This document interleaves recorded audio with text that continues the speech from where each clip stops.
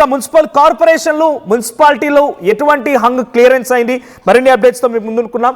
So present కార్పొరేషన్లు చూస్తే sir కార్పొరేషన్లు 7 కార్పొరేషన్లు ఉన్నాయి.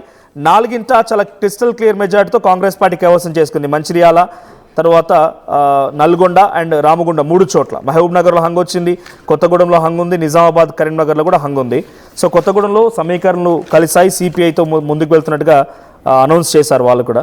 సో మహబూబ్ నగర్లో ఇండిపెండెంట్లతో కలిసి ముందుకు వెళ్తున్నారు. సో నిజామాబాద్ అండ్ కరీంనగర్లో కొంత హై టెన్షన్ ఉంది. సో డిఫైన్ చేయవచ్చు మనం వీటిని ఎలా చూడాలి, ఈ కరీంనగర్ నిజామాబాద్ సిచ్యువేషన్ ఏముండబోతోంది?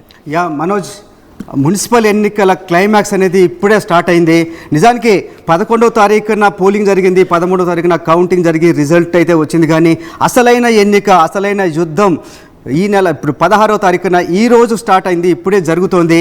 ఎందుకంటే మీరు ఎన్ని వార్డులు గెలిచినా చివరికి అధికారం ఎవరి చేతిలోకి వెళ్తుంది, ఎవరు అక్కడ మేయర్ అవుతారు, ఎవరు మున్సిపల్ చైర్మన్ అవుతారు అనేది ఎన్నిక ఈరోజు ఇప్పుడు మాత్రమే తెలుస్తుంది.